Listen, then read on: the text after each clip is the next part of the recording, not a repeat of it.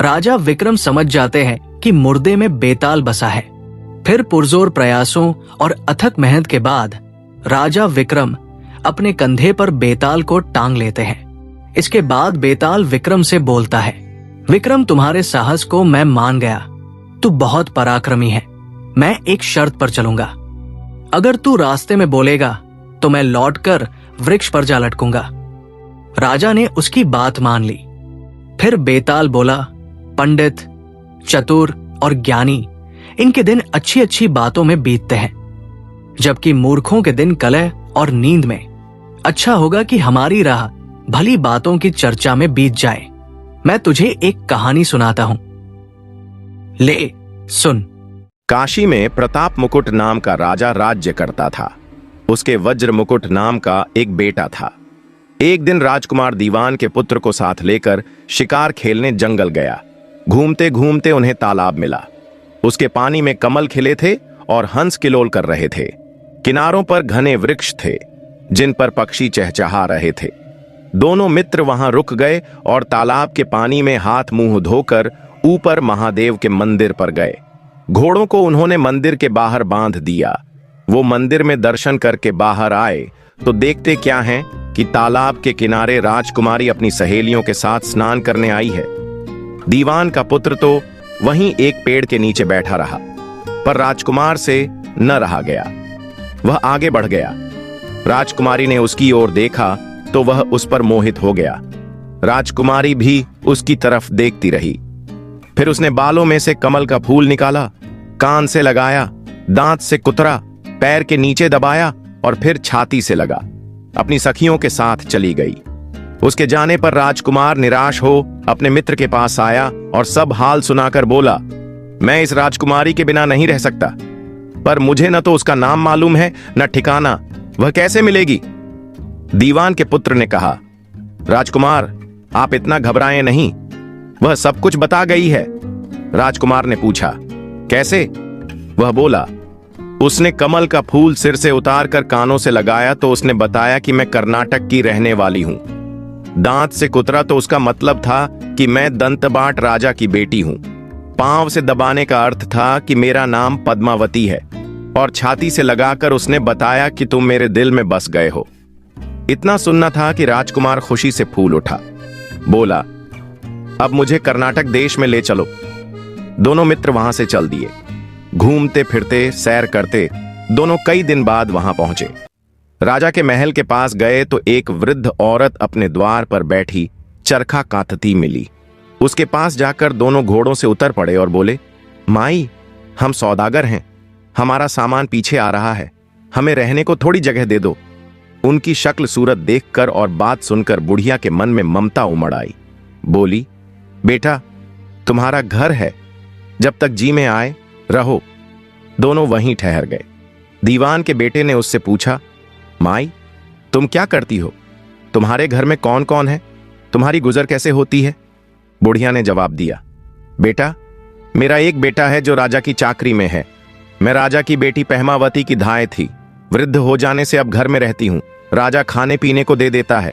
दिन में एक बार राजकुमारी को देखने महल में जाती हूं।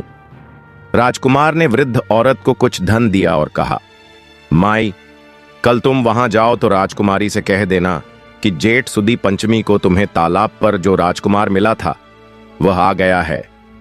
अगले दिन जब वृद्ध औरत राजमहल गई तो उसने राजकुमार का संदेशा उसे दे दिया।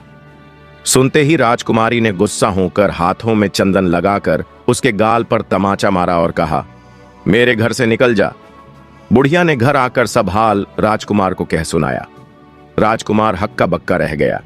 तब उसके मित्र ने कहा, राजकुमार, आप घबराएं नहीं, उसकी बातों को समझें।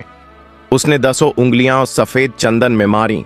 इससे उसका मतलब यह है कि अभी 10 रोज चांदनी के हैं। उनके बीतने पर मैं अंधेरी रात में मिलूंगी। 10 दिन के बाद बुढ़िया ने फिर राजकुमारी को खबर दी तो इस बार उसने केसर के रंग में 3 उंगलियां डुबोकर उसके मुंह पर मारी और कहा, भाग यहां से। बुढ़िया ने आकर सारी बात सुना दी। राजकुमार शोक से व्याकुल हो गया। दीवान के लड़के ने समझाया, इसमें हैरान होने की क्या बात है? उसने कहा है कि मुझे मासिक धर्म हो रहा है, 3 दिन और ठहरो। 3 दिन बीतने पर वृद्ध औरत फिर वहां पहुंची। इस बार राजकुमारी ने उसे फटकार कर पश्चिम के द्वार से बाहर निकाल दिया। उसने आकर राजकुमार को बता दिया। सुनकर दीवान का लड़का बोला, मित्र, उसने आज रात को तुम्हें उस पश्चिम की राह बुलाया है। मारे खुशी के राजकुमार उछल पड़ा। समय आने पर उसने वृद्ध औरत की पोशाक पहनी, इत्र लगाया, हथियार बांधे। दोपहर रात बीतने पर वह महल में जा पहुंचा और पश्चिम द्वार से होकर अंदर पहुंच गया। राजकुमारी वहां तैयार खड़ी थी। वह उसे भीतर ले गई। अंदर के हाल देखकर राजकुमार की आंखें खुल गईं। एक से एक बढ़कर चीजें थीं। रात भर राजकुमार राजकुमारी के साथ रहा। जैसे ही दिन निकलने को आया कि राजकुमारी ने राजकुमार को छिपा दिया और रात होने पर फिर बाहर निकाल लिया। इस तरह कई दिन बीत गए। अचानक एक दिन राजकुमार को अपने मित्र की याद आई। उसे चिंता हुई कि पता नहीं उसका क्या हुआ होगा। उदास देखकर राजकुमारी ने कारण पूछा तो उसने बता दिया। बोला, वह मेरा बहुत प्यारा दोस्त है, बहुत चतुर है। उसकी होशियारी ही से तो तुम मुझे मिल पाई हो। राजकुमारी ने कहा, मैं उसके लिए अच्छा अच्छा भोजन बनवाती हूं। तुम उसे खिलाकर तसल्ली देकर लौट आना। खाना साथ में लेकर राजकुमार अपने मित्र के पास पहुंचा। वे महीने भर से मिले नहीं थे। राजकुमार ने मिलने पर सारा हाल सुनाकर कहा कि राजकुमारी को मैंने तुम्हारी चतुराई की सारी बातें बता दी हैं, तभी तो उसने यह भोजन बनाकर भेजा है। दीवान का पुत्र सोच में पड़ गया। उसने कहा, यह तुमने अच्छा नहीं किया। राजकुमारी समझ गई कि जब तक मैं हूं वह तुम्हें अपने बस में नहीं रख सकती, इसलिए उसने इस खाने में जहर मिलाकर भेजा है। यह कहकर दीवान के पुत्र ने थाली में से एक लड्डू उठाकर कुत्ते के आगे डाल दिया। खाते ही कुत्ता मर गया। राजकुमार को बहुत बुरा लगा। उसने कहा, ऐसी स्त्री से भगवान बचाए, मैं अब उसके पास नहीं जाऊंगा। दीवान का बेटा बोला, नहीं, अब ऐसा उपाय करना चाहिए जिससे हम उसे घर ले चलें। आज रात को तुम वहां जाओ। जब राजकुमारी सो जाए तो उसकी बाईं जांघ पर त्रिशूल का निशान बनाकर उसके गहने लेकर चले आना। राजकुमार ने ऐसा ही किया। उसके आने पर दीवान का बेटा उसे साथ ले योगी का भेष बना, मरघट में जा बैठा और राजकुमार से कहा कि तुम ये गहने लेकर बाजार में बेच आओ।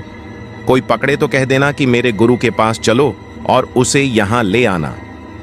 राजकुमार गहने लेकर शहर गया और महल के पास एक सुनार को उन्हें दिखाया। देखते ही सुनार ने उन्हें पहचान लिया और कोतवाल के पास ले गया। कोतवाल ने पूछा तो उसने कह दिया कि ये मेरे गुरु ने मुझे दिए हैं। गुरु को भी गिरफ्तार कर लिया गया। सब राजा के सामने पहुंचे। राजा ने पूछा, योगी महाराज, ये गहने आपको कहां से मिले? योगी बने दीवान के बेटे ने कहा, महाराज, मैं मसान में काली चौदस को डाकिनी मंत्र सिद्ध कर रहा था कि डाकिनी आई।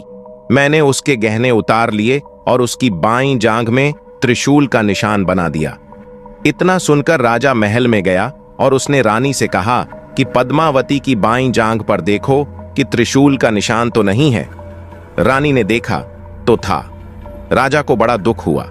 बाहर आकर वह योगी को एक ओर ले जाकर बोला, महाराज, धर्मशास्त्र में खोटी स्त्रियों के लिए क्या दंड है? योगी ने जवाब दिया, राजन, ब्राह्मण, गौ, स्त्री, लड़का और अपने आश्रय में रहने वाले से कोई खोटा काम हो जाए तो उसे देश निकाला दे देना चाहिए। यह सुनकर राजा ने पद्मावती को डोली में बिठाकर जंगल में त्याग दिया। राजकुमार और दीवान का बेटा तो ताक में बैठे ही थे। राजकुमारी को अकेली पाकर साथ ले अपने नगर में लौट आए और आनंद से रहने लगे। इतनी बात सुनाकर बेताल बोला, राजन, यह बताओ कि पाप किसको लगा है? राजा ने कहा, पाप तो राजा को लगा। दीवान के बेटे ने अपने स्वामी का काम किया। कोतवाल ने राजा का कहना माना और राजकुमार ने अपना मनोरथ सिद्ध किया। राजा ने पाप किया जो बिना विचारे उसे देश निकाला दे दिया। राजा का इतना कहना था कि बेताल फिर उसी पेड़ पर जा लटका। राजा वापस गया और बेताल को लेकर चल दिया। बेताल बोला, राजन, सुनो, एक कहानी और सुनाता हूं।